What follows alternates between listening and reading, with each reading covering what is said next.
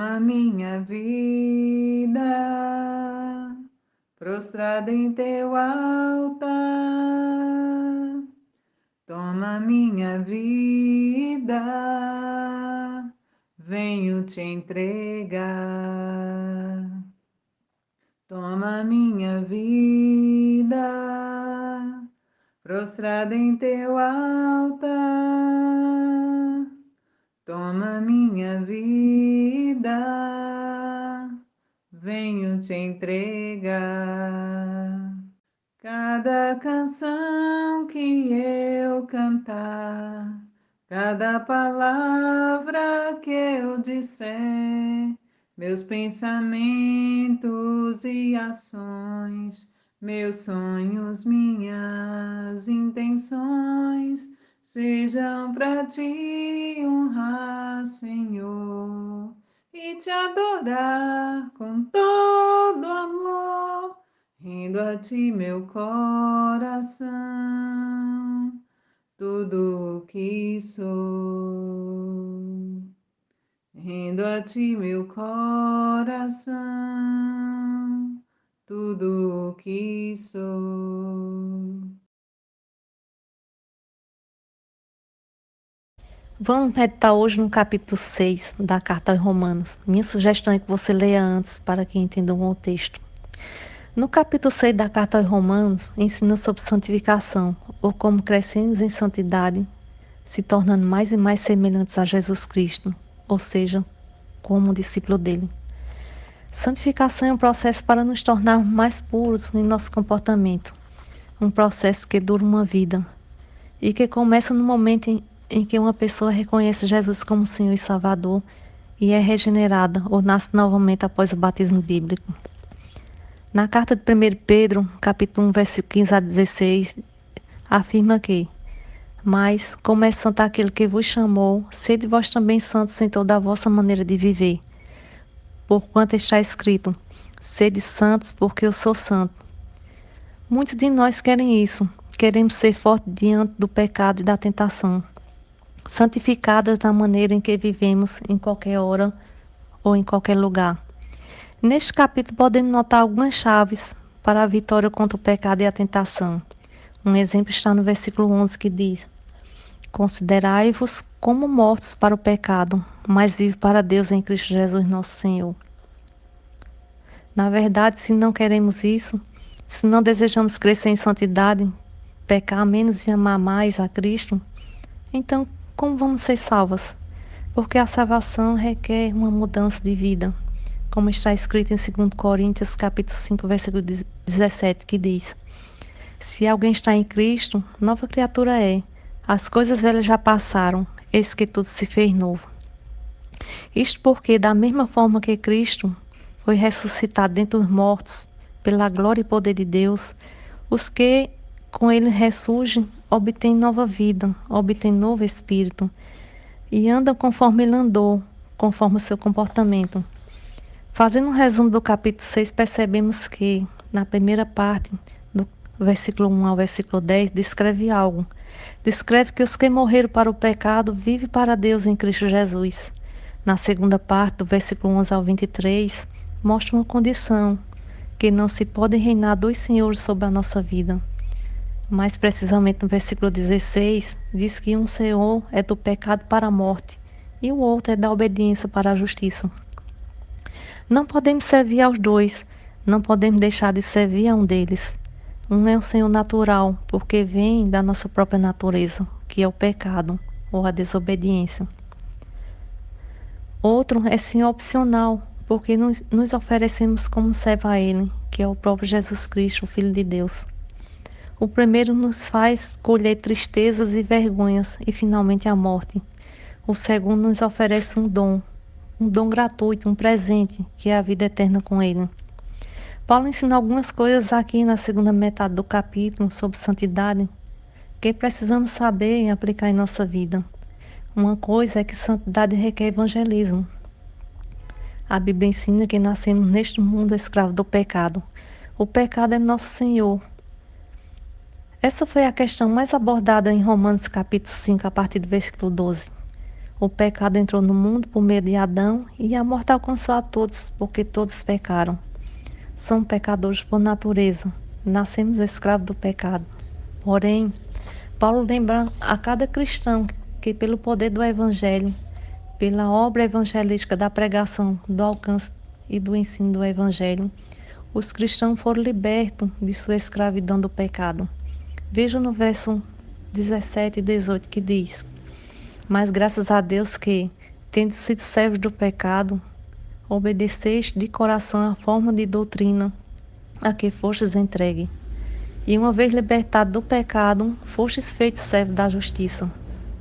Jesus nos ensina isso em João, capítulo 8, versículo 34 a 36, onde fala sobre sermos servos do pecado. E em seguida diz: Se o Filho libertar vocês, verdadeiramente vocês serão livres, serão servos da justiça. Outra coisa é que santidade requer esforço.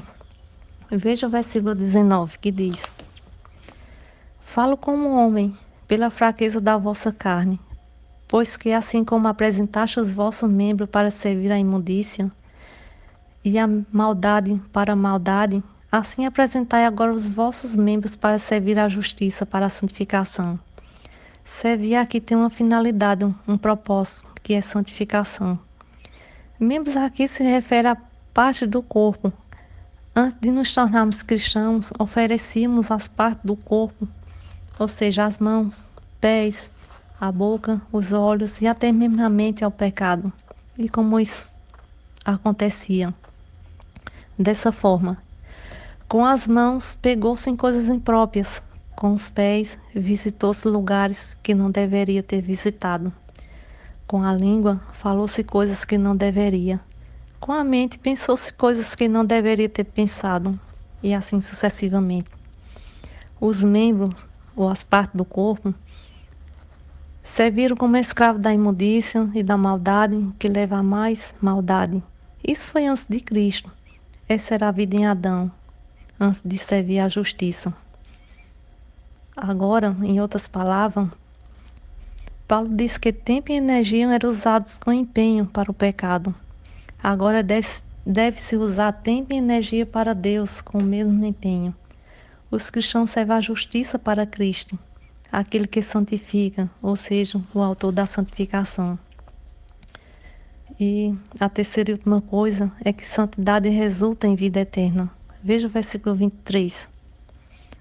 Porque o salário do pecado é a morte, mas o dom gratuito de Deus é a vida eterna por Cristo Jesus nosso Senhor. Uma outra maneira de dizer isso é que o pecado tem consequências.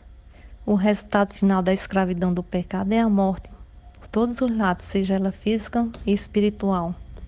Como está escrito em Apocalipse 21, versículo 8, que diz: Mas quanto aos tímidos, e aos incrédulos, e aos abomináveis, e aos homicidas, e aos que se prostituem, e aos feiticeiros, e aos idólatras, e a todos os mentirosos, a sua parte será ao lago que arde com fogo e enxofre, o que é a segunda morte.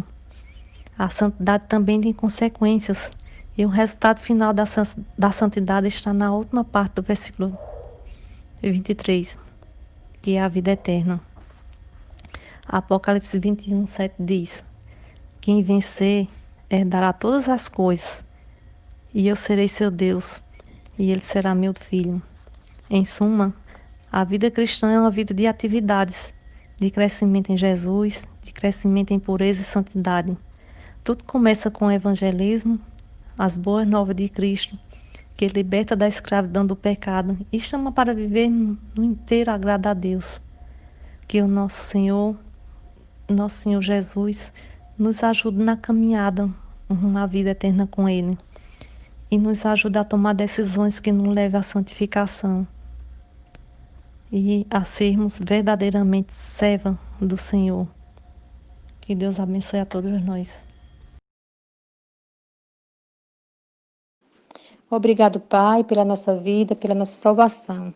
Obrigado porque o Senhor tem nos abençoado e tem nos fortalecido sempre.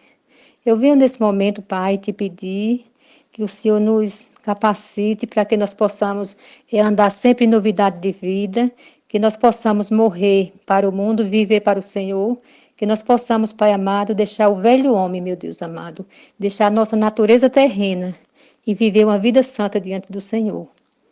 Eu te peço, Pai, que o Senhor nos capacite a viver transformado pelo teu amor, que o Senhor possa nos abençoar e nos fortalecer, para que aquele velho homem, Pai amado, seja morto e que nós possamos viver em novidade de vida todos os dias, viver para agradar ao Senhor, ter uma vida santa, uma vida diante do Senhor.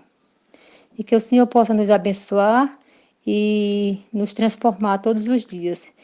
Transforme o nosso coração, Pai amado, de dentro para fora. Que nós possamos estar sempre livre, Pai amado, do pecado. E que o Senhor possa nos deixar debaixo da Tua lei, debaixo da Tua graça todos os dias, Pai amado. Em nome do Teu Filho Jesus, eu te ofereço, Pai amado, essa oração.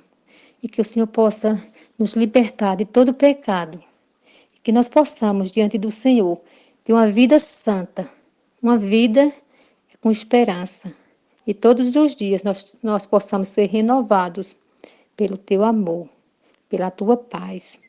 Em nome do Teu Filho Jesus, Pai amado, que eu te oro e te agradeço.